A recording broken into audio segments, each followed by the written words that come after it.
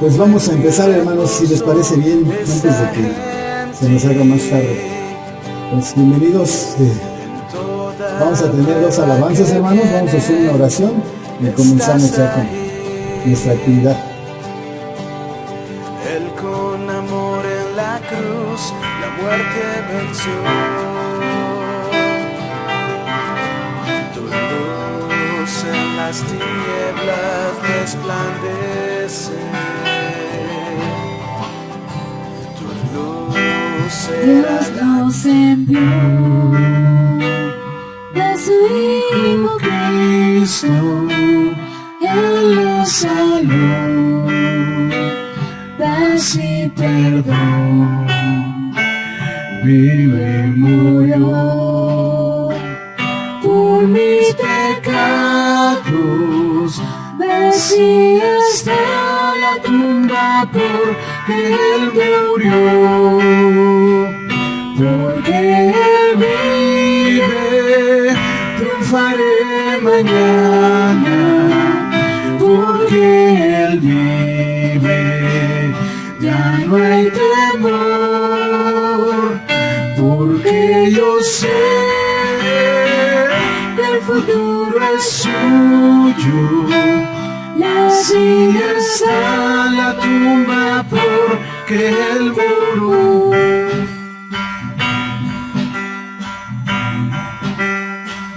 Grato es tener a un tierno niño, tocar su piel, gozo nos da, pero es mejor la dulce calma que Cristo el Rey nos puede dar, pues vivo está.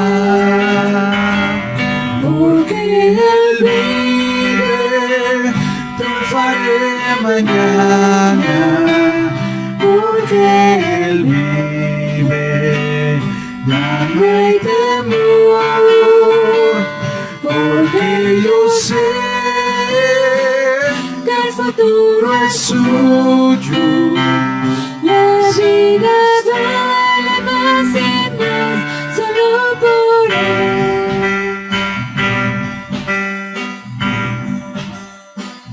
Yo sé que un día el río cruzaré con el dolor, batallaré y al ver la vida triunfando invicta, veré gloriosas luces y veré al Rey. Porque Él vive, triunfaré mañana. Porque Él vive, ya no hay temor. Porque yo sé que el futuro es suyo. La vida vale más y más solo por Él. Porque la vida vale más solo por Él. Porque la vida vale más solo por Él.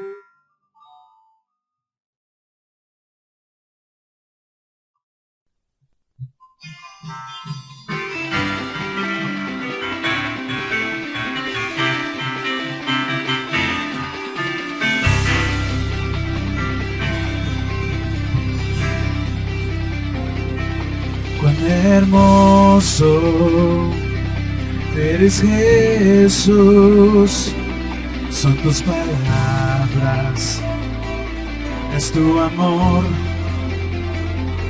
Cuán glorioso eres, Jesús, es tu poder, de tu cruz, que me salvó y me rescató. Y un momento ahí nos dio libertad. Te doy gloria, gloria. Te doy gloria, gloria. Te doy gloria, gloria. A ti Jesús. Te doy gloria, gloria. Te doy gloria, gloria. Te doy gloria, gloria. A ti Jesús. Cuán hermoso eres Jesús. Son tus palabras, es tu amor. Cuán glorioso eres Jesús, es su poder. Fue tu cruz la que me salvó y me rescató. Y un momento ahí nos dio libertad. Te doy gloria, gloria. Yo te doy gloria, gloria. Yo te doy gloria, gloria. A ti Jesús. Yo te doy gloria, gloria.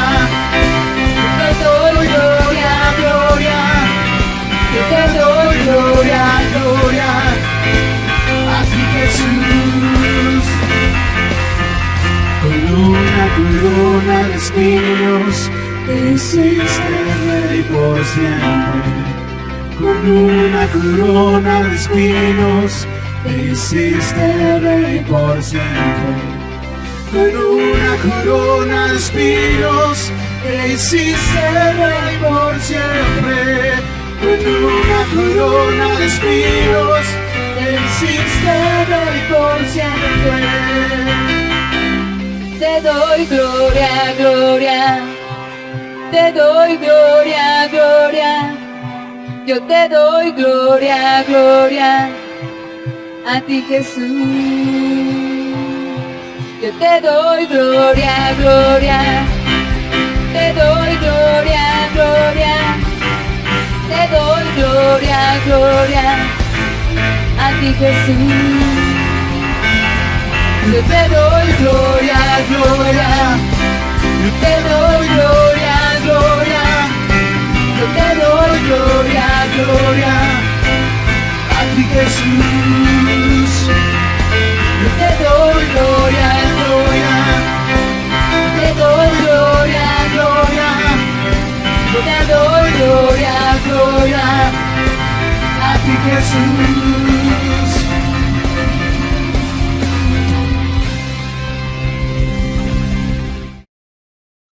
Bueno, porque para siempre es su misericordia, y porque hoy, Señor, hoy inicia una semana muy importante para la vida de nosotros los cristianos, Padre. Una semana en la cual podemos recordar el sacrificio de Cristo Jesús. Y en esta ocasión lo queremos hacer a través del Evangelio de Lucas, Padre, un evangelio que sin duda alguna lo que proclama es la salvación y la salvación a nosotros, a los gentiles, Padre. Le agradecemos mucho la oportunidad de hacerlo, le agradezco por los hermanos que han venido, le pedimos por los que vienen en camino y le rogamos mucho por los que han decidido, Señor, no estar aquí. Sea usted con ellos, con los que no han podido. Padre, bendíganos a todos, se lo rogamos, en el nombre precioso de Cristo Jesús. Amén. Tome su lugar, mi hermano, por favor. Y vamos a empezar a hablar un poquito acerca de algunos datos introductorios de lo que es este evangelio de Lucas, hermanos. Vamos a comenzar por el nombre. Lucas es como la manera simplificada, ya acepten el término, de el nombre Lucano, ¿sí? Lucas es así como de cariño, ¿sí? Más o menos es como lo podríamos nosotros entender. Pero el nombre correcto, el nombre real es Lucano, pero Lucas es así como entre los amigos, ¿no? Otro ejemplo que tenemos de esto, o otro caso que nosotros vemos en la Biblia, es con Silas. Silas es el diminutivo de Silvano. Entonces, así más o menos es para entender. Este nombre Lucas es un diminutivo de este Lucano. Se cree, hermanos, que este Lucas era un médico. Es lo que vemos nosotros en Colosenses capítulo 4. Si me acompaña ahí, por favor, Colosenses 4. Dice la palabra del Señor a partir del versículo número 11. Colosenses 4. Ya me pasé.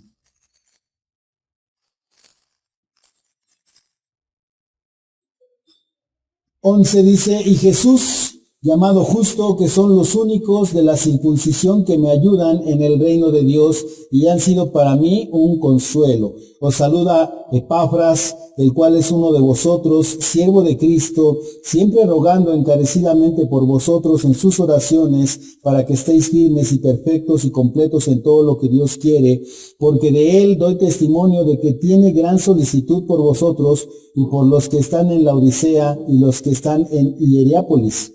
Y os saluda Lucas, ¿qué dice? El médico amado. Entonces aquí empieza él a describir, el apóstol Pablo empieza a describir toda la gente que le ayuda, y después de todos estos dice que hay uno que es todavía de los de la circuncisión, ¿sí? Que es este hombre llamado Jesús el Justo. Jesús el Justo es uno que andaba con Pablo, pero era judío también. Y después empieza a hablar de los que no son judíos. Y al último, en el versículo 14, menciona a Lucas, ¿sí? Lucas, hermanos, no era un judío, era un médico, pero el hecho de ser médico no nos dice mucho, porque la medicina no era algo que, como ahora en nuestros tiempos, un médico es una persona que todo el mundo respeta, ¿no? El doctor fulano de tal, y todos dicen, ay, es doctor. ¿Sí? Pero antes no, en la antigüedad no. De hecho, ese oficio se consideraba un oficio indigno. Los romanos no estudiaban medicina. Eso se lo debemos a los griegos. ¿Sí? Entonces los romanos eran, esas labores de la medicina para los romanos era más bien para gente esclavos. De hecho, se cree, muchos historiadores están de acuerdo en que este Lucas era un esclavo libertino, o sea que gozaba de cierta libertad. Entonces, pero finalmente era un esclavo. Otros piensan, hermanos, que Lucas muy probablemente era un judío prosélito. ¿Por qué creemos esto?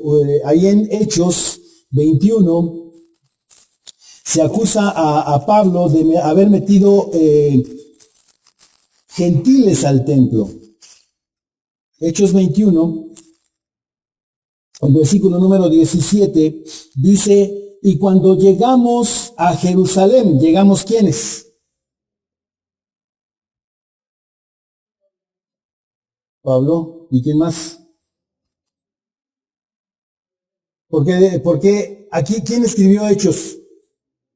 Lucas. Entonces Lucas dice, cuando llegamos, él se está contando, el escritor se está contando entre los que llegaron. Entonces ellos llegan a Jerusalén, ¿sí? Y dice, y los hermanos nos recibieron con gozo. ¿Sí? Están en Jerusalén, hermanos, y en Jerusalén normalmente a las personas que llegaban a visitar a Pablo eran puros judíos. Mire, ponga atención, dice el versículo número 27. Dice el versículo 27, dice, pero cuando estaban por cumplirse los 7 días, unos judíos de Asia, al verle en el templo, alborotaron a toda la multitud y le echaron mano y gritaron, varones israelitas, ayúdennos, este es el hombre que por todas partes enseña a todos contra el pueblo la ley y este lugar. Y además de eso, ha metido griegos en el templo y ha profanado este santo lugar, porque antes habían visto con él en la ciudad a Trófimo de Éfeso, a quien pensaban que Pablo había metido en el templo. Entonces, hermanos, Lucas no era un judío, pero podía ir y podía participar en las cuestiones del templo porque se cree que era un judío prosélito. ¿Qué es un judío prosélito? Una persona que no nació judía, pero que se convierte al judaísmo, se circuncida y cumple con muchos de los rituales de los judíos. Entonces, este es Lucas, hermanos, un griego, historiador, una persona educada, conocía medicina, conocía las costumbres judías por su trasfondo prosélito, pero también, hermanos, una persona que se entregó por completo a los gentiles, un hombre que estaba todo su ministerio con los gentiles porque andaba con Pablo y Pablo predicaba a los gentiles. ¿Cuál es el tema total del Evangelio de Lucas? Su tema principal es la salvación, no hay otro tema, hermanos. Él no pone tanto énfasis, lo vamos a ver cuando veamos a Jesús en la cruz, como los otros evangelistas en las cuestiones de las palabras y todo lo que esto se dijo para que se cumpliera la profecía y tantas cosas que nosotros vemos en los otros evangelios. Para Lucas no es importante, para Lucas es Jesucristo murió por ti. Ese es el tema, la salvación. Además, hermanos, este evangelio se conoce como el evangelio de la oración. En ningún otro evangelio usted se va a encontrar tanto a Jesús orando como en Lucas. Para Lucas era pero vital la cuestión de la oración. Y es más, él decía que la oración era una puerta hermosa que Dios había abierto para que el gentil pudiera entrar a la presencia de Dios. Entonces, nos enseña muchos pasajes en donde Jesús está orando. Las dos parábolas más famosas de la oración están en Lucas, la parábola del juez injusto y la parábola de el versículo capítulo 11. Ya se me olvidó cuál es esa parábola. Es Jesús y la oración. Y ahí enseña a orar a los discípulos en el capítulo 11, del 5 al 13, hermanos. Dice ahí, les dijo también, cuando uno tenga un amigo que va a medianoche y le dice, amigo, préstame 3 panes. Esto es un ejemplo de oración. Y es una parábola, hermanos, que Jesús enseñó para hablar de la oración. Para Lucas la oración era sumamente importante. Otro aspecto de este evangelio, hermanos, es que se presenta como el evangelio de las mujeres. Para Lucas la mujer es de una importancia relevante. Y en todo lo que fue el ministerio de Jesús lo presenta así. Cuando se narra el nacimiento de Jesús en el Evangelio de Lucas, todo es desde la perspectiva, desde el punto de vista de la mujer. El ángel va a visitar a María, María va a visitar a Elizabeth, en el templo recibe al niño Ana, una profetisa de 84 años, y ahí están María y Marta. En Lucas son sus amigas de Jesús y además ahí se describe a todas las mujeres que servían a Jesús. En capítulo 8, busque Lucas 8.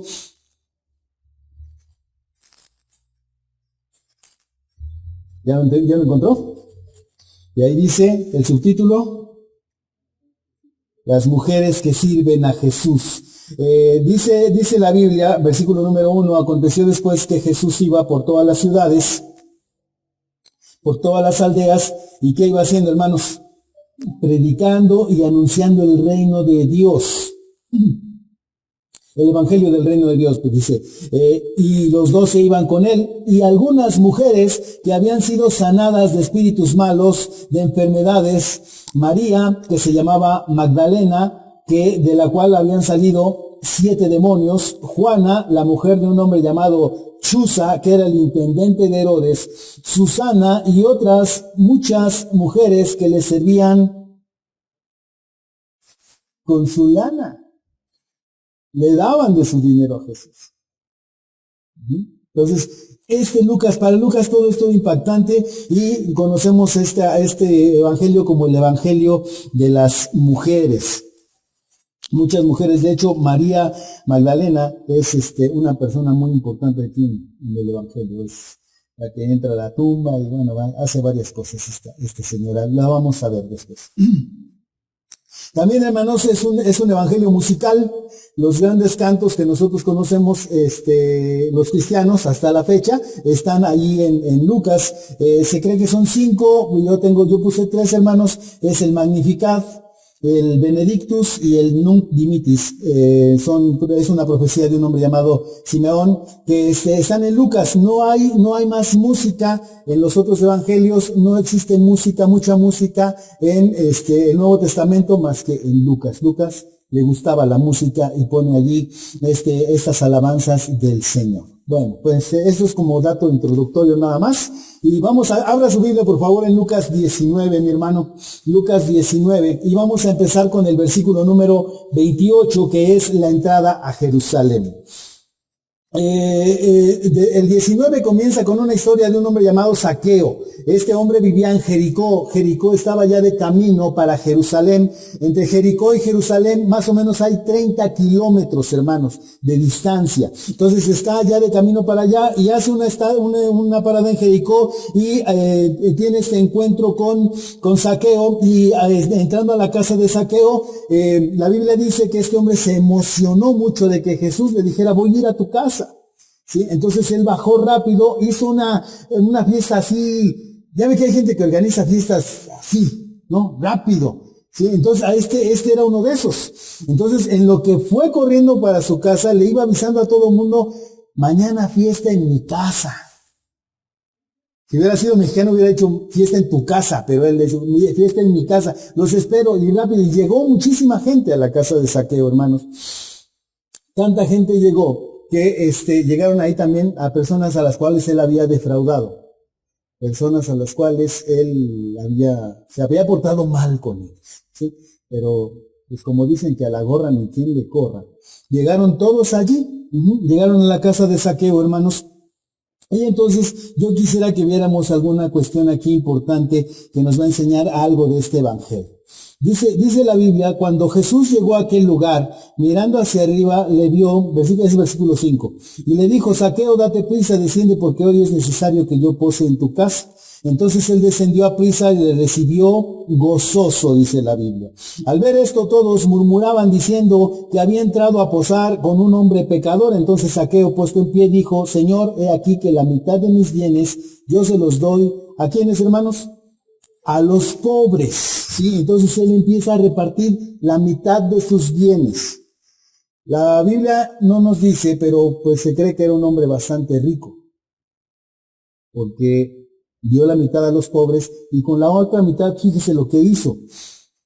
Dice la Biblia: y si en algo he defraudado a alguno, se lo devuelvo 4 veces. O sea que si a María Elena le defraudaron 100 pesos, ¿cuánto le iban a regresar? 4 veces más, y los 100 son 500. ¿Sí? Pero a Rocío le defraudaron 1000. Pues ¿cuánto era? ¿Sí? Y aquí a Ileana le habían quitado 10,000. Era un compromiso fuerte, pero él lo hizo. Esto quiere decir que él tenía muchísimo dinero. Entonces lo hace, hermanos. Cuando dice esto, hermanos, fíjese lo que dijo Jesús.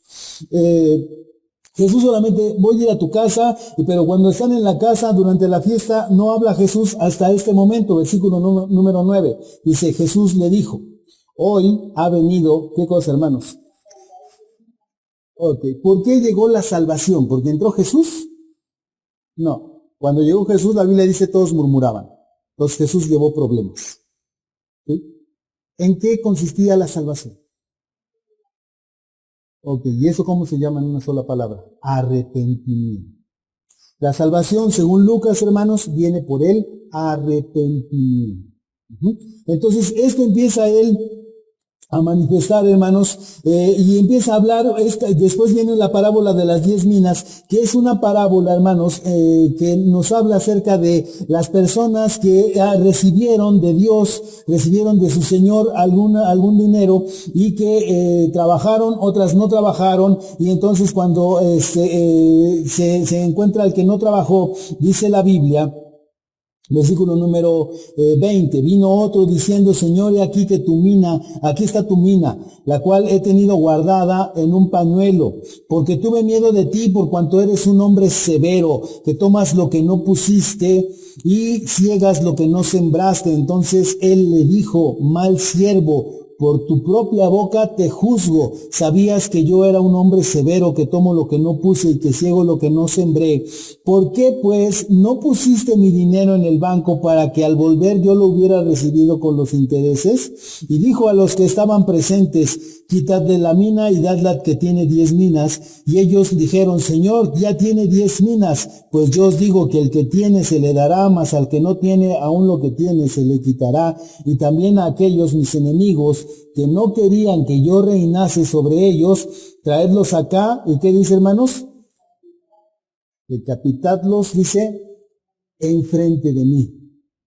Esta parábola, hermanos, en este versículo último, el versículo 27, es lo que nos da entrada a lo que va a ocurrir a partir de este momento.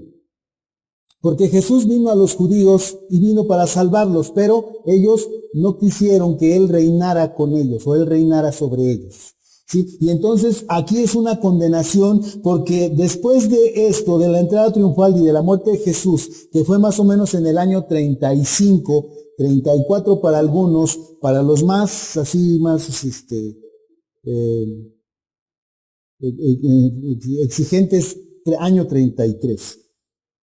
Más o menos, ¿sí? Aquí dice Jesús que Jerusalén iba a ser destruida, hermanos, ¿sí? Y es la condena aquí, que esta frase, decapitadlos delante de mí, lo que significa es, esta ciudad, así como la ven, va a ser destruida y no va a quedar piedra sobre piedra. Esa fue la condena y ahí está Jesús diciéndola, profetizándola en este momento. Ok, entonces vamos a ver, hermanos, que entrada triunfal a Jerusalén. Dice el versículo 28.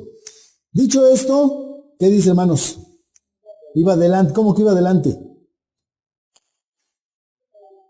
Había algunas personas que lo iban siguiendo y él iba ya adelante. O sea, ya no le importaba si lo seguían, ya no le importaba si creían en él. Simple y sencillamente él tenía que llegar a Jerusalén a cumplir con su encomienda, la cual era llegar a la cruz del Calvario. Entonces él va adelante y va, dice la Biblia, va subiendo. Esto significa, hermanos, o Lucas nos está diciendo que el camino entre Jericó y Jerusalén, es una subida. Es ir escalando. El Señor iba escalando y entonces llega cerca de una ciudad llamada Bet-Fagé. Bet-Fagé, usted sabe, todos ustedes saben que Bet significa casa. ¿Bet sí sabían? Sí sabían.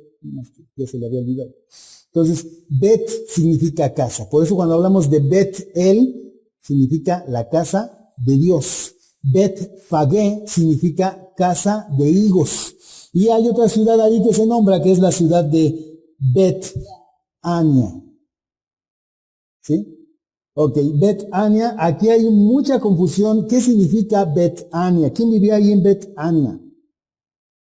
Lázaro, Marta y María, sus hermanas, ahí vivían ellos. Se conoce, hermanos, o se dice que Betania significa casa de los pobres. Algunos piensan eso. Para otros significa casa de los dátiles. Para otros significa casa de preparación o casa de sufrimiento. Entonces el Señor está entre los higos y el sufrimiento. Entre los higos y la preparación. ¿Se acuerdan los higos qué significan? Los higos son fruto de la higuera. La higuera simboliza a Jerusalén, a Israel. Entonces el Señor está entre los frutos de Israel y el sufrimiento. Ahí está parado el Señor.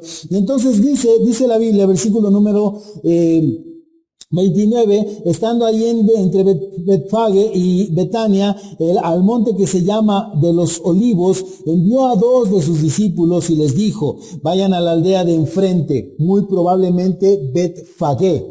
Entonces les dice, vayan allá a esa aldea de enfrente, dice, y al entrar en ella encontrarán un pollino. La palabra en griego es polo, ¿sí? Que significa asno, pero es un asno joven. El asno joven, ¿cómo va a estar?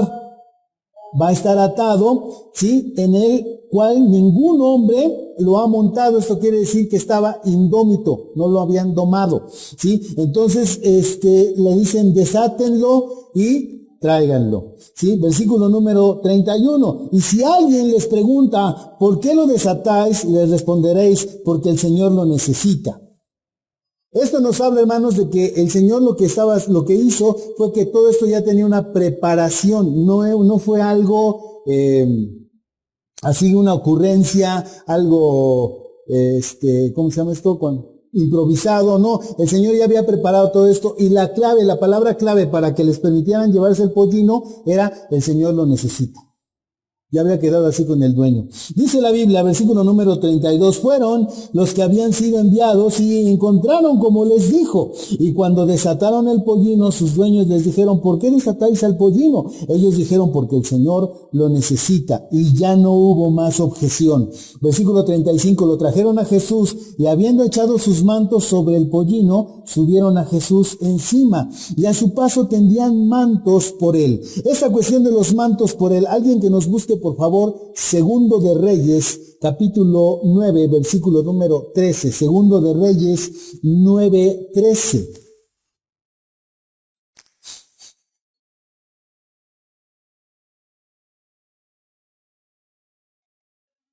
¿Qué dice, hermano?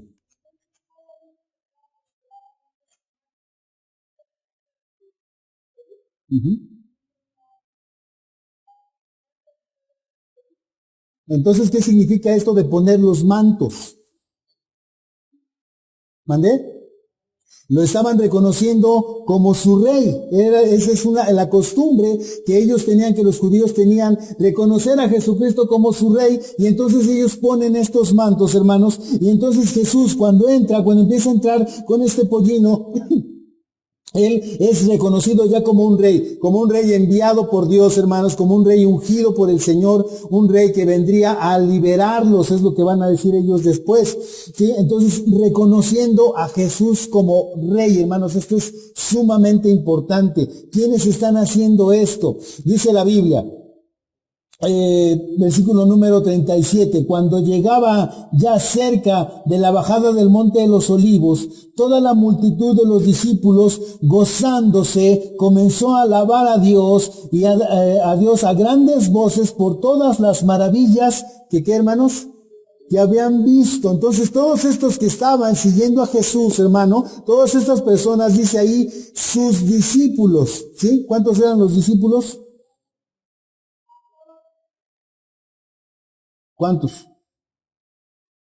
Llegaron cerca de la bajada de los montes de los olivos y toda la multitud, dice multitud, ¿cómo dice NBI? Ese es 37, pero de la NBI. Todos los discípulos, ¿sí? Pero Reina Valera 60 dice que era una multitud, ¿sí? Ok, una multitud, ¿qué número se le ocurre? Hartos bastantes, ¿no?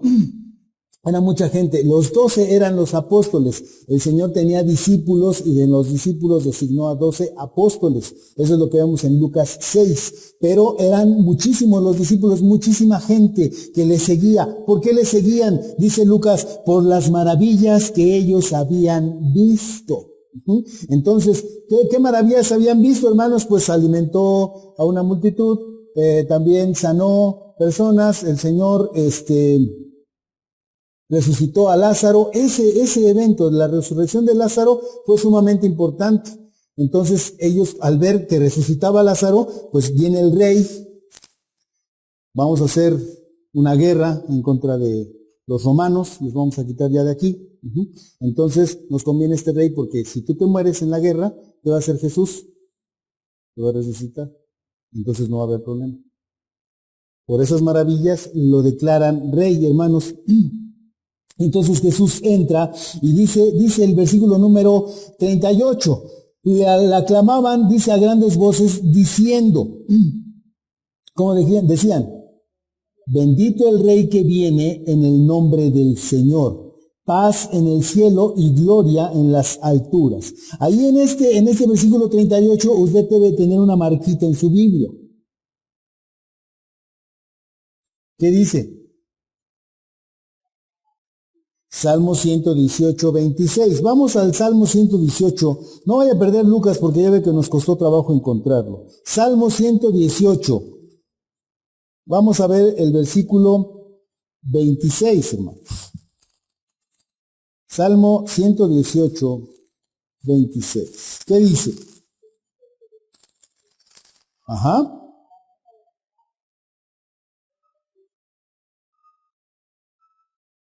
El Señor es Dios y nos ha dado luz. Atad víctimas con cuerdas en los cuernos del altar.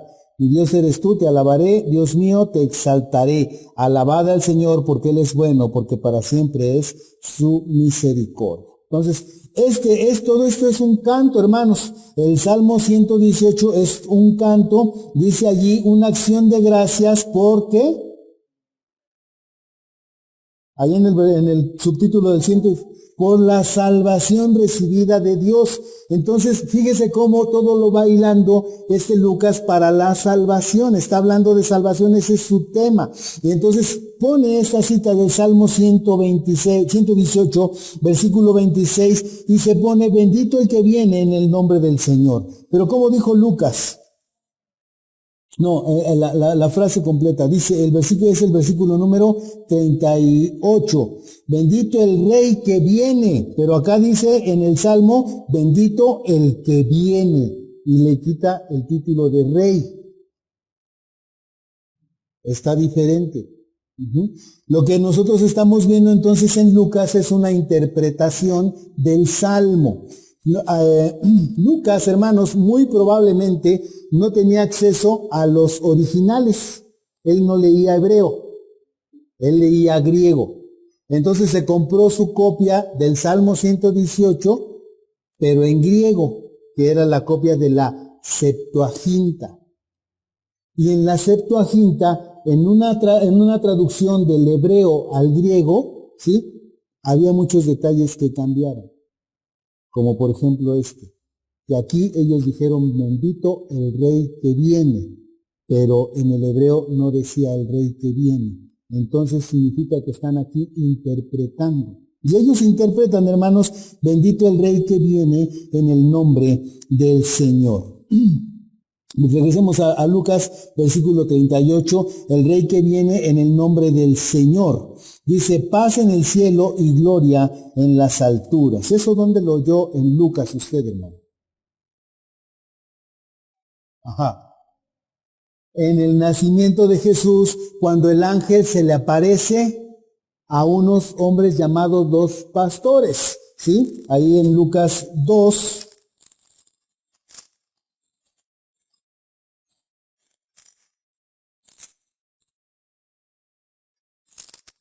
Lucas capítulo 2, hermanos, versículo número 14. Gloria a Dios en las alturas y en la tierra paz, buena voluntad para con los hombres. Lucas 38 dice, paz en el cielo y gloria en las alturas. ¿Paz en el cielo?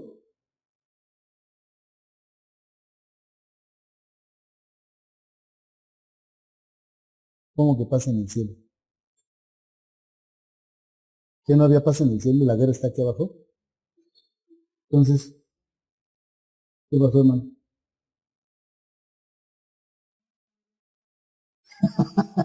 Algo estaba pasando en el cielo y lo está poniendo aquí Lucas. ¿Sí? Lo que quieren ellos es que haya paz en el cielo. ¿Por qué? Pues en el cielo probablemente pues no había paz. ¿Por qué? Pues porque había una guerra, había una batalla entre quién y quién.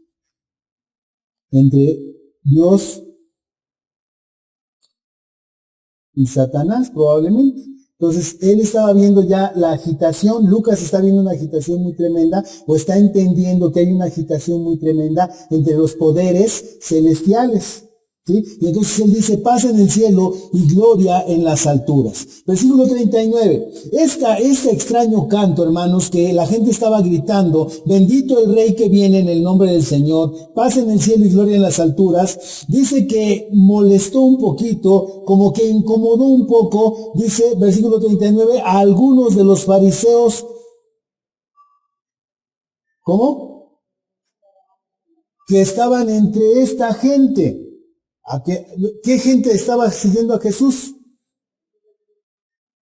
Los discípulos. Y entonces entre estos discípulos había unos fariseos.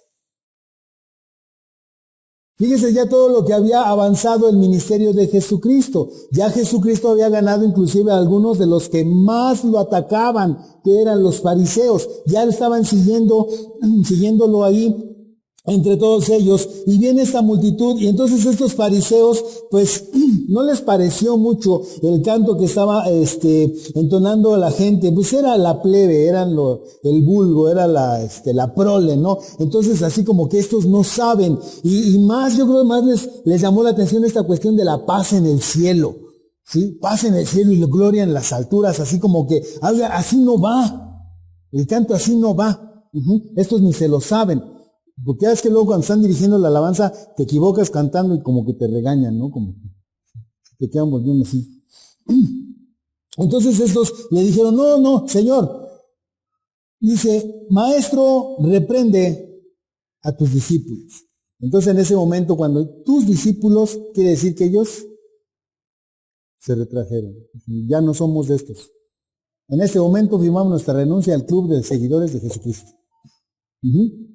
Se apartan y le dice, repréndelos. Dice Jesús, la Biblia dice, el versículo número 40, Jesús respondiendo les digo que si estos se callan, ¿qué hermanos?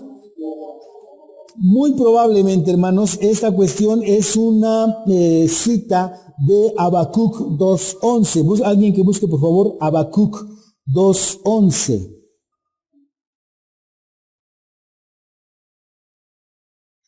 Habacuc está después de Nahum, antes de Sofonías.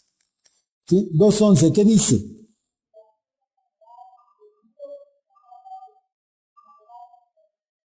Ok, entonces esta cuestión, esta parte de la profecía de Habacuc, hermanos, dice que la piedra, ¿qué va a hacer? Clamar. ¿Qué significa clamar? Gritar, no, es gritar. Aquí en el hebreo lo que se traduce como clamar es gritar. Entonces dice, la piedra va a gritar. Hermanos, aquí no tenemos piedras, ¿verdad? Para hacer que una piedra grite. ¿Cómo se le hace? Está loco Habacuc. ¿Qué está diciendo? Mucho de la alabanza, del salterio judío que está en los salmos, hermanos, nos habla de esta cuestión de que los elementos de la naturaleza inanimados claman, los elementos de la naturaleza inanimados alaban a Dios. Hay muchos salmos que nos hablan de esto. Vamos a ver un ejemplo que es Salmo 114:7. Salmo 114:7.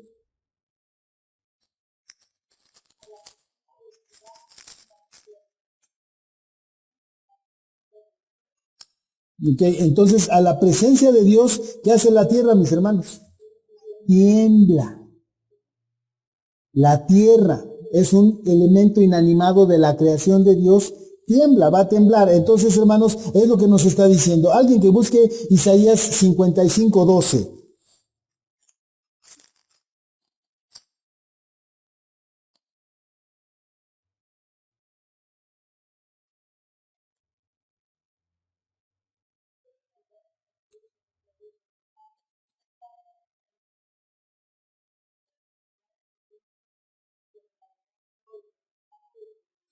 ¿Se imagina eso, hermana?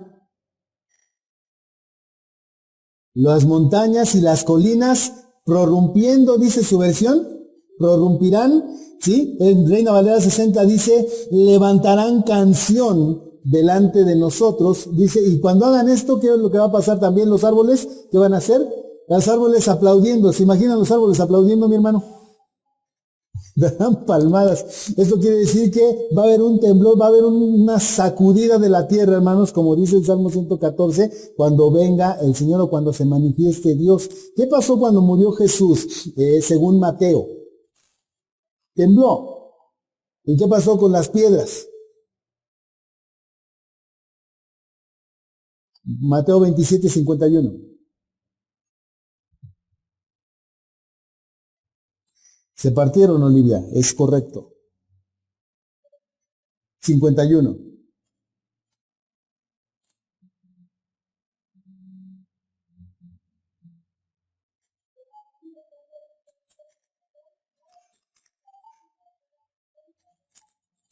Ok, se partieron las rocas, dice. ¿Sí, hermanos? ¿Cuáles rocas? Versículo 52.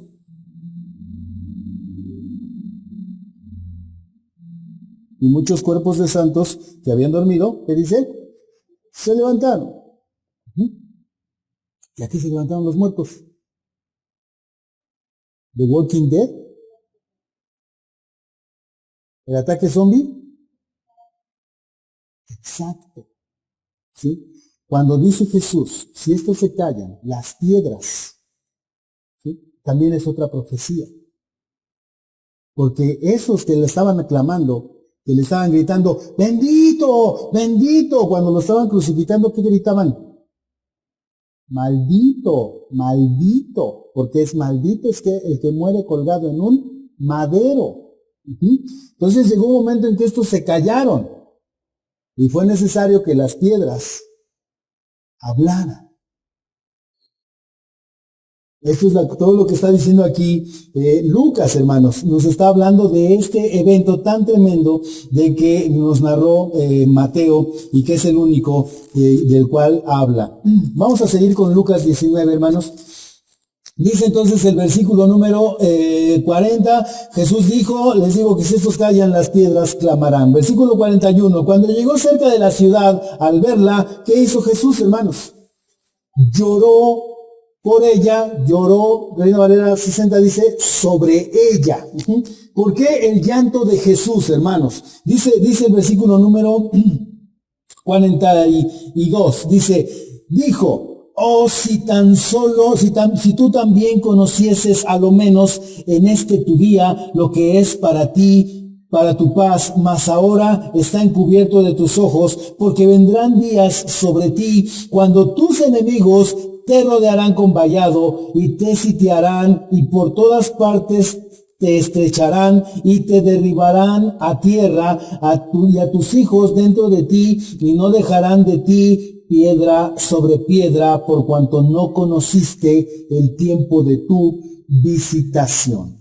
Este es también la profecía, hermanos, cuando pasó esto de que llegaron los enemigos de Jerusalén, la sitiaron, la estrecharon y murieron sus hijos dentro de ella. Año 70, el emperador Tito llega y destruye Jerusalén después de un sitio de, según, no me acuerdo, no, pues fueron 3 o 9 meses, pero algo así, duró el sitio. ¿Tú sabes lo que es sitiar una ciudad? ¿Qué es? Sitiarla. No dejan entrar ni salir a nadie.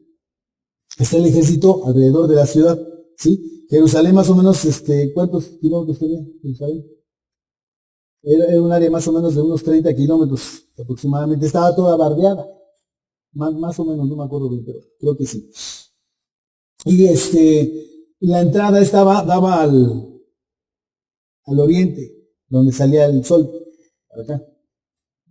Y todo esto lo sitiaron los romanos, ¿sí? No dejaron entrar ni salir a nadie, ¿sí? Bueno, a la primera semana, pues como que no hay mucho problema, ¿no? Tenemos el refrigerador lleno, no pasa nada, ¿sí? La segunda semana ya empezamos a tener problemas. El primer mes, así como que ya nos estamos desesperando, ya nos cortaron el agua, ya nos cortaron la luz, ya medio feo. Segundo mes, hermanos, ya empezamos a entrar en desesperación. Al tercer mes, hermanos, ya nos estamos matando unos a otros. ¿Sí? Eso fue lo que pasó, eso es lo que se esperaba cuando se sitiaba una ciudad. Entonces, la historia nos dice que sitiaron Jerusalén y esperaron a que estos empezaran a morir. ¿Sí? Cuando tuvieron ellos, ya vieron la oportunidad, entraron, derribaron las puertas y todo a su paso, todo lo arrasaron, todo. La Biblia dice, bueno, hay un canto hebreo que dice que se podía pasar un arado por sobre la ciudad. No quedó nada en pie, nada, absolutamente nada. No quedó piedra sobre piedra, no quedó. Yo no sé de dónde sacaron su muro de los lamentos, porque la Biblia dice que no quedó nada. Nada, absolutamente nada. Pues esto lo dice Jesús. ¿Por qué les pasó esto, hermanos? Por no creer. Aquí la cuestión es, no reconociste tu tiempo, les dice, Jesucristo les dice, si también tú conocieses a lo menos este día lo que es para tu paz. ¿Por qué? Porque Jesús entraba en un pollino. ¿Por qué entró en un pollino? ¿Eso qué significa? Los reyes entraban en caballo o en pollino. Cuando entraban en caballo era guerra, pero cuando entraban en pollino era paz. Busque Zacarías 9:9. Zacarías 9:9.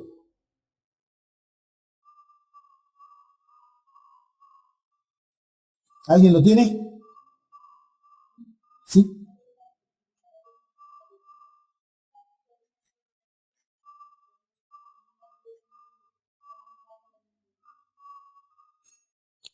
En un burro.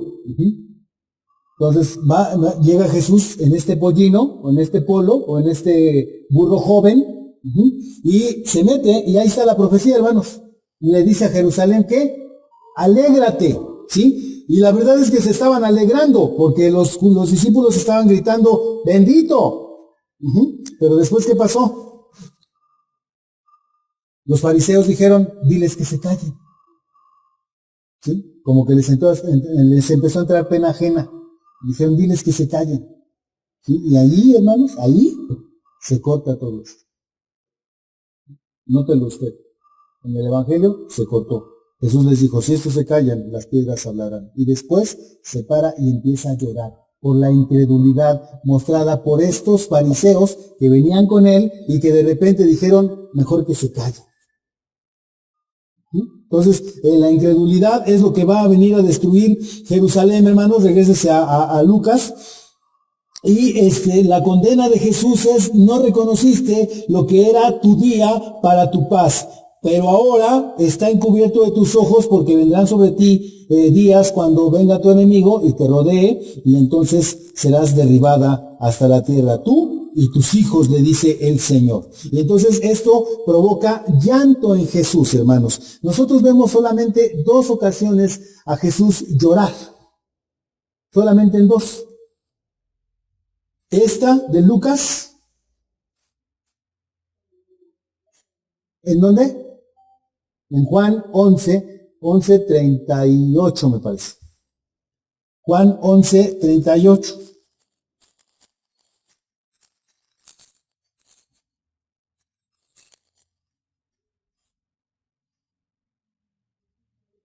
Que 35, perdón.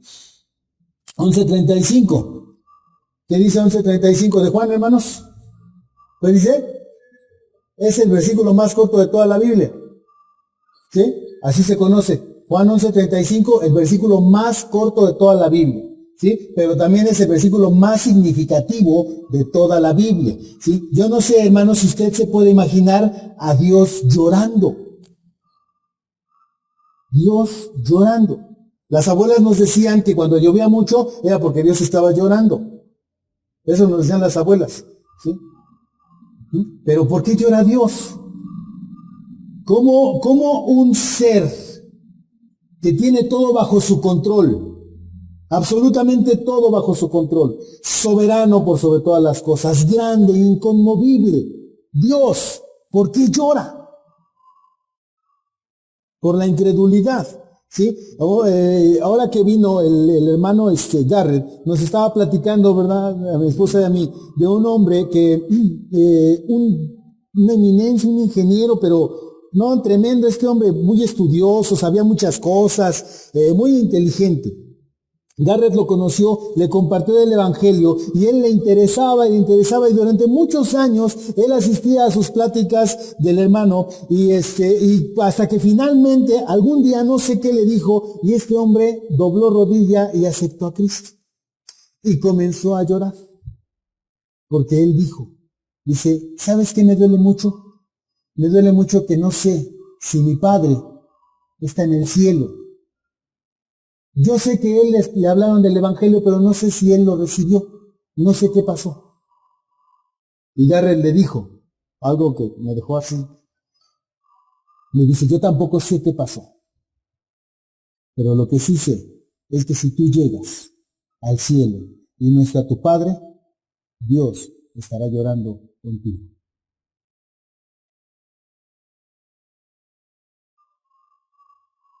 ¿Por qué hay llanto en el cielo, hermanos? ¿Por qué la paz en el cielo? ¿Cuál es la guerra? ¿Qué es lo que está pasando? Algo que conmueve al Señor Jesús hasta las entrañas es la incredulidad de la gente. Y cuando estas personas le dicen, diles que se callen, cuando están gritándole a Dios, bendito el que viene en el nombre del Señor. ¿Sí? Cuando ellos están gritando esto, hermanos, Jesús se está regocijando. Los otros evangelios nos lo dicen, pero en Lucas hay unos que se acercan y les dice, diles que se callen. Imagínense a Dios que llegamos el domingo, están ustedes alabando, se ponen sus mejores ropas, tocan sus instrumentos como nunca los han tocado, bien, todo el mundo alegre, alabando a Dios, y de repente entra alguien y les dice, ya cállense. Cállense. ¿Por qué te quieren callar? Cuando tú hablas o cantas a Dios, ¿qué estás diciendo? Ahora que estamos cantando, te doy gloria, gloria. ¿Por qué le damos gloria a Dios? Según el canto que estábamos entonando. ¿Por qué le das gloria a Dios en el canto? Te doy gloria, gloria. ¿Por qué? Porque con una corona de espinas te hiciste rey por siempre. ¿Sí? ¿Y qué quiere decir eso de la corona de espinas? Estamos hablando del sacrificio. ¿A qué iba Jesús a Jerusalén? Al sacrificio. ¿Sí? Y llega, hermanos, y la incredulidad conmueve al Señor. Dice la Biblia, entonces allí, en este versículo número 41, que Jesús llora sobre la ciudad. Y llora sobre la ciudad por ver la incredulidad que está gestándose ya ahí en la ciudad, donde está el templo de Dios, en la ciudad santa, donde está el pueblo de Dios. Versículo número 45, hermanos. Y entraron en el templo. ¿Quiénes entraron en el templo? Jesús y la multitud que iba con él, menos los fariseos. Esos ya se habían quedado en el camino. Y comenzó a echar afuera a todos los que vendían y compraban en él, diciéndoles, escrito está, mi casa es casa de oración, pero ustedes la han hecho una cueva de ladrones, ¿sí? Y ahí debe usted tener una marquita.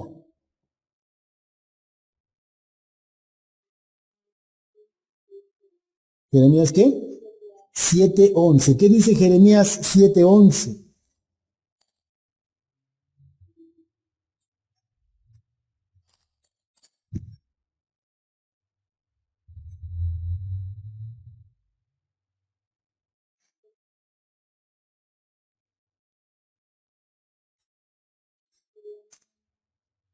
Siete once de Jeremías. ¿Qué dice?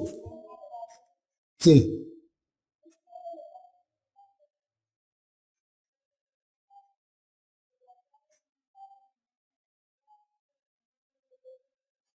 Ok. ¿Creen acaso?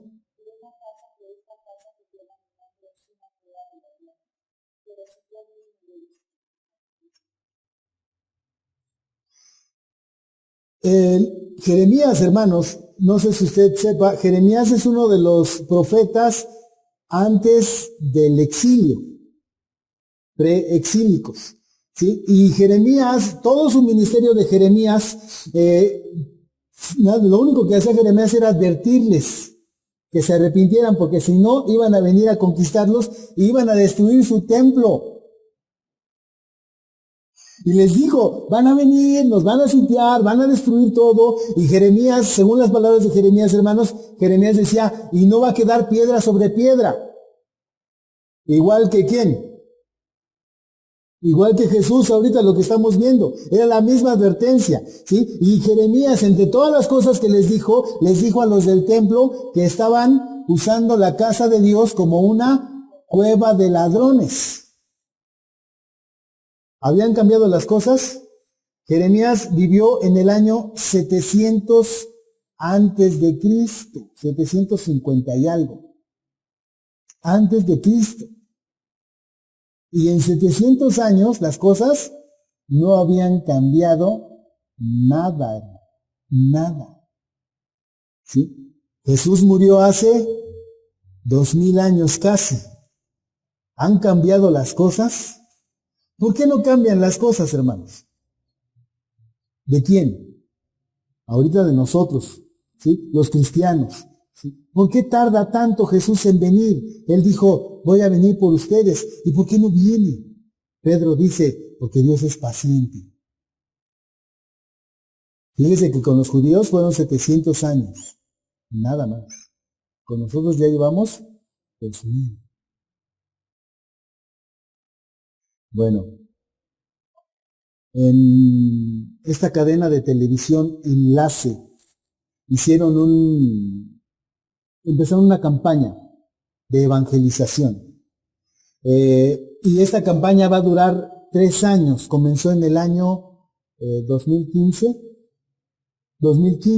Empezó en el año 2015 esta campaña porque según el calendario judío están en el año 9000 no sé qué. Estamos acercándonos al año 10.000, que según los judíos es cuando se van a acabar todas las cosas. Y según las cuentas de ellos, en el año 2017, esto se va a terminar, según los judíos. Entonces, ¿qué dijeron en México los de Enlace? Pues hay que evangelizar. ¿Sí? ¿Pero qué dice la Biblia? Hay que creer. Tenemos que creer. Tenemos que prepararnos. ¿Sí? Vamos a decir que les estamos creyendo a los de Enlace. ¿Qué le parece?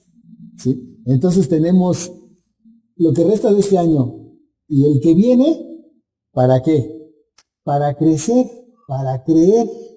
Porque si no, hermanos, nos van a sitiar y todo esto va a ser destruido. ¿Sí? Dios nos invita a reconocer el tiempo de nuestra visitación, hermanos, y nos invita porque el Señor visita el templo. Cuando viene Dios, viene a visitar el templo. El tiempo de la visitación o el lugar de la visitación es el templo de Dios, hermano. No viene a otro lugar, viene al templo. ¿Por qué? Porque en el templo se supone que debe estar la gente que está buscando ¿a quién? A Dios. Solamente. Para eso era el templo. ¿Para qué era el tabernáculo de reunión? Para encontrarse ¿con quién? Con Dios. La Biblia dice, cuando le dijo a este Moisés, hazme el tabernáculo. ¿Cuál era el propósito? Que la gente se acercara a buscar a Dios. Ese era el propósito.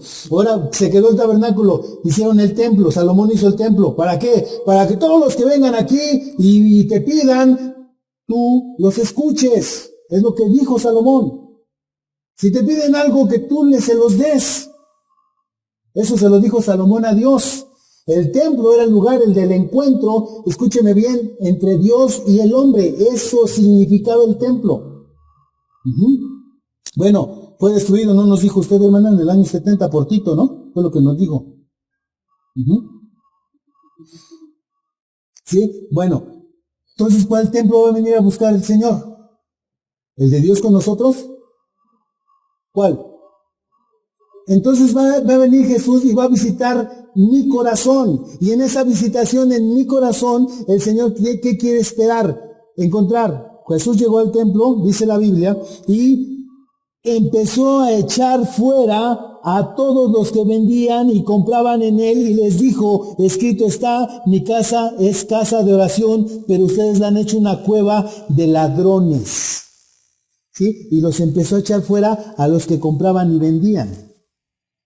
2 negocios muy lucrativos eran los del templo en el tiempo de Jesús. Uno era el cambio. ¿Sí? Había monedas egipcias, siriacas, griegas, romanas, Más o menos es de lo que yo me acuerdo, que había monedas de esas. Como ahorita euro, dólar, peso mexicano, quetzales, soles, sí, ahorita había de todo eso. Pero si usted era judío y vivía en, no son los soles, de Perú, usted era de Perú y venía al templo a Jerusalén y usted quería pagar sus ofrendas, no podía. ¿Por qué? ¿Por qué? Porque no era la moneda, porque esas monedas traían la cara de alguien. Entonces no podían entrar en el tesoro del Señor, porque las monedas que se usaban en el templo no traían ninguna imagen, porque Dios no tiene ninguna imagen. Entonces, ¿qué hacían? Pues le tenían ahí sus monedas, todos, ahí tenían todos los cambistas. Pero en el cambio había una ganancia, ¿sí? Ok, ¿quién era el jefe de todos los cambistas? Un señor que se llamaba sumo sacerdote. En el tiempo de Jesús era Caifás. De ahí el término de Caifás. Y ese señor era el que ganaba todo esto. Entonces, usted llegaba y cambiaba porque tenía que pagar las 2 dracmas, tenía que pagar, tenía que aportar para, en el templo, en el atrio de las mujeres, había, eran 13 cuernos que estaban ahí. Y cada cuerno tenía un significado. Era para la leña, para el aceite, para los sacerdotes, hacía todos los cuernos. Y ahí usted iba y echaba en el de la leña, en el del aceite, en el de esto, en el de aquello. Y así era, pasó.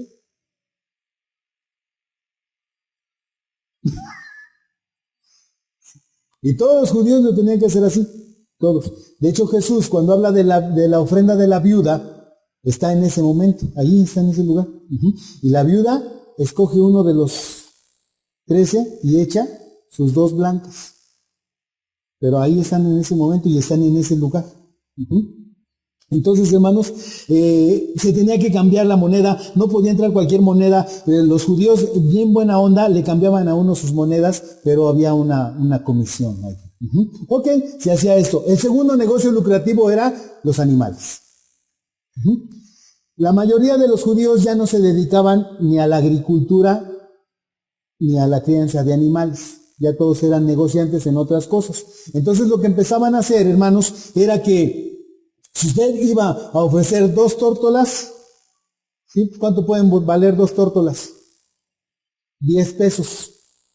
¿Sí?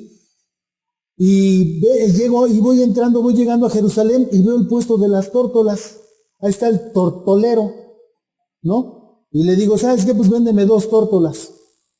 ¿Sí? ¿Y cuánto es? 10 pesos. Le pago mis 2 tórtolas y me las llevo. Ahí llevo en mi jaulita mis 2 tórtolas. Y llego a donde vaya a ofrecerlas y las ven y les buscan el sello de autenticidad y pues no lo tiene. Y pues, ¿qué crees? Que tus tórtolas no sirven. Ve allá al puesto de ahí y ahí compra tus tórtolas, que son las autorizadas y las que tienen el sello.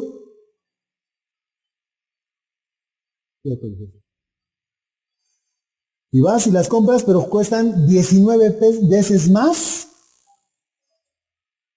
que lo que te costó en la calle. 19 veces más, hermano. Era un negocio redondo. Por eso Jesús dice, ustedes hicieron de esto una cueva de ladrones. El otro evangelio, me parece que es Mateo, dice casa de mercado. Pero Lucas dice cueva de ladrones. ¿Sí? ¿Por qué? Porque estos estaban lucrando con la religión. ¿Para qué compraba un animal una persona? ¿Para qué? Era el sacrificio por su pecado. Entonces, si el pecado, ¿qué provocaba el pecado entre Dios y el hombre? Una separación. Entonces, este hombre, ¿qué quería? A través de la víctima. Acercarse otra vez a Dios, ¿sí? Pero acercarte a Dios cuesta. Es caro acercarte a Dios. O sea, no creas que va a ser barato. Tienes que pagar y tienes que pagar bien. Ok, dijimos 2 tórtolas, 10 pesos. ¿Sí? ¿Cuánto cuesta un macho cabrío? Ahorita si usted quiere hacer en su cumpleaños una barbacoa, ¿mande? ¿En pie? No, en pie. 500 pesos un animal de esos en pie, vivo.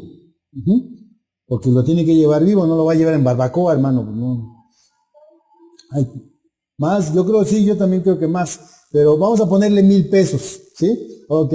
Pero si lo quieres comprar adentro, lo tienes que comprar adentro del templo, te cuesta 19 veces más. O sea, te cuesta 19,000 pesos. Por tu pecado. ¿Mandé? Jerusalén. No la villa, Jerusalén.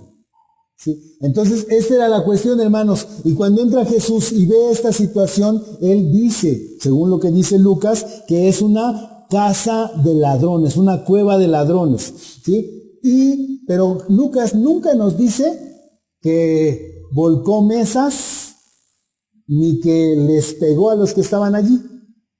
Lucas no presenta eso. Porque a Lucas no le interesaba nada de esas cosas. A Lucas lo que le interesaba era acércate a Dios para que tengas salvación. Entonces, ¿qué hizo Jesús después de echar afuera a todos los que vendían y a los que compraban? Dice el versículo 47. Y enseñaba. ¿Qué? Cada día. ¿En dónde? En el templo, pero los principales sacerdotes, los escribas y los principales del pueblo procuraban, ¿qué cosa, hermanos? Matarle. Entonces, hermanos, les echó a perder su negocio. ¿Y qué hace una persona cuando alguien le echa a perder su negocio a alguien? Pues le aviento a la bruja mafufa, la única bruja que es trufa. ¿Sí? Hay que matarlo, hay que deshacernos de él. Jesús enseñaba, hermano. Ministerio de enseñanza de Jesús. En Lucas es importante. La gente le dice aquí siempre, maestro. En Lucas, el único calificativo para Jesús es maestro. Y Jesús enseñó. Enseñaba, dice la Biblia, cada día. Si estuviéramos leyendo Juan, hermanos, Juan diría que en el templo lo querían matar. Bueno, Lucas dice que también lo estaban haciendo. Ok. Si tú sabes que alguien te quiere matar, hermano, ¿tú vas ahí? O sea, tú le debes algo a alguien aquí en el Rosario. Pues ya no vas. Porque si tú vas, entonces ¿por qué iba Jesús? ¿Por qué iba? No tenía miedo, una persona valiente, un desafío para sus enemigos. Entonces quiere decir que cuando nosotros, hermana Rocío, hacemos lo que Dios quiere que estemos haciendo, no debemos tener miedo, ¿verdad? No hay que tener miedo. Y Jesús nos lo enseña, hermanos, aquí en Lucas, cuando nos dice, enseñaba cada día en el templo, los principales sacerdotes, los escribas y los principales del pueblo procuraban matarlo. Versículo 48, pero no hallaban nada que pudieran hacerle porque todo el pueblo estaban ahí, escuchando la enseñanza, hermano, escuchando la enseñanza de Jesús. ¿Sí? Y entonces eso lo mantenía el Señor vivo. Hasta que a alguien se le ocurrió algo, capítulo 20, versículo 1. Sucedió un día que enseñando Jesús al pueblo en el templo y anunciando el evangelio, llegaron los principales sacerdotes, llegaron los escribas y llegaron los ancianos. Y le hablaron y le dijeron, a ver, dinos, ¿con qué autoridad haces estas cosas? ¿Qué cosas? ¿Enseñar? No, aquí no he hecho milagros ni señales. Nada más enseñó, está enseñando, ¿y qué otra cosa? Y echó fuera a los que vendían y a los que compraban. O sea, esos me los corrió, y a los que se querían quedar, a ver, vénganse, les voy a enseñar. ¿Sí? Entonces le dicen, ¿con qué autoridad haces esas cosas? ¿O quién es el que te ha dado esta autoridad? Versículo número 3. Respondió Jesús y les dijo, Os haré yo también una pregunta, respondedme. Porque a Jesús nunca le explicaron que cuando alguien le pregunta algo a alguien, es de mala educación contestar con otra pregunta. No le explicaron eso, pero él lo hace. Dice, les voy a hacer una pregunta a ustedes, a ver, respóndame. ¿El bautismo de Juan era del cielo o de los hombres? ¿Cómo que del cielo o de los hombres? ¿Por qué esa?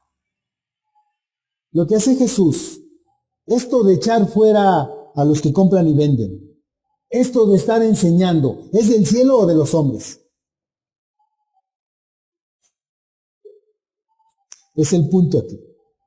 ¿Quién está haciendo las cosas del cielo y quién está haciendo las cosas de los hombres? Versículo número 5. Entonces ellos hicieron team back. Bueno, no dice así, pero es lo que se entiende. Discutían entre sí y decían, si decimos del cielo, nos dirá, ¿por qué pues no le creyeron? Y si decimos de los hombres, entonces todo el pueblo nos va a apedrear, porque están persuadidos de que Juan era un profeta. Y respondieron que no sabían de dónde era. Entonces Jesús les dijo, pues yo tampoco les diré con qué autoridad hago estas cosas. Porque si la gente se hace tonta, no tengo por qué contestar. Y Jesús, hermanos, allí, bueno, digamos esta parte del ministerio de Jesús, en donde el Señor está enseñando. El día de mañana vamos a ver esta cuestión de los labradores malvados. Sí, vamos a dejarlo aquí, hermano, ya llevamos por ahí. Entonces, hermanos, Lucas nos está llevando a la cuestión importante de lo que es el templo, de lo que es la verdadera adoración, de lo que es a lo que vino Jesús. Jesús vino a enseñarnos un camino nuevo, un camino hacia el Señor, el camino de la salvación, según lo que nos enseña Lucas. Pero en este camino, hermanos, va a haber oposiciones, gente que va a decir que se callen. Cállalos, ¿sí? Gente, hermanos, que va a estar en sus negocios comprando y vendiendo, pero no en las cosas de Dios. Y además gente, hermanos, que va a reclamar y va a preguntar, a cuestionar en cuanto a la autoridad con la que Jesús hace las cosas. ¿Sí? 3 enemigos que nos encontramos aquí. ¿Sí? Bueno, Jesús, hermanos, a los 3 los eliminó. Y el Señor dice, tenemos que seguir adelante. ¿Hasta dónde va Jesús? A la cruz. Hay que morir. Entonces, vamos a dejarlo aquí, mi hermano. Agradezco mucho que esté aquí. Vamos a terminar ya con este tiempo. Vamos a dejar a mis hermanos de adoración que nos guíen.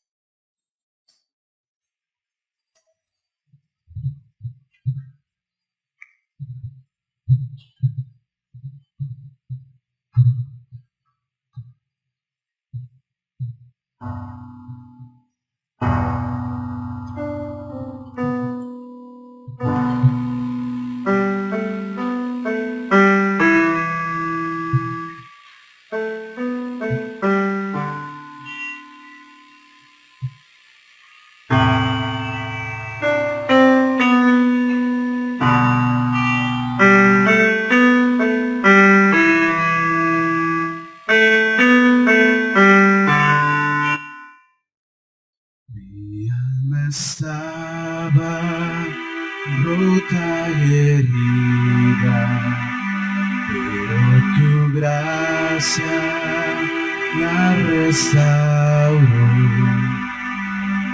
Manos vacías que tú llenaste, soy libre en ti, soy libre en ti. Sublime gracia del Señor, que un pecador salvó. Fui ciego, mas hoy veo yo, perdido y él me halló. Ahora puedo ver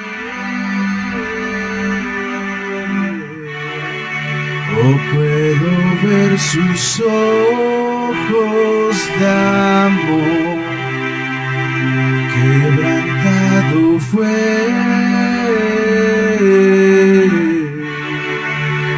para darnos su salvación.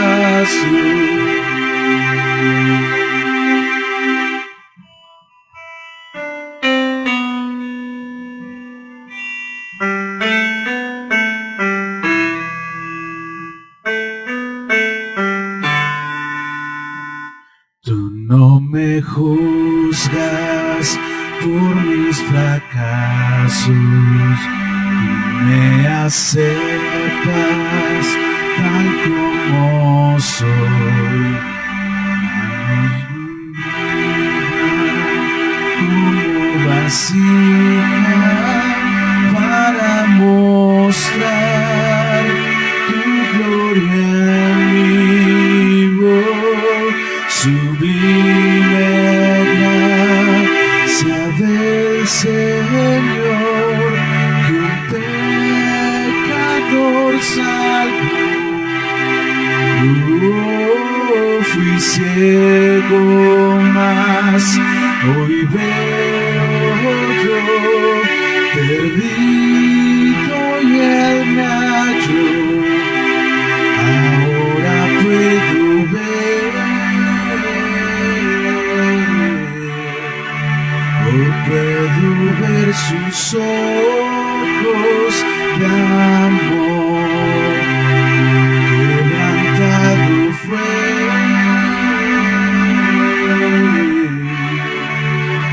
para darnos su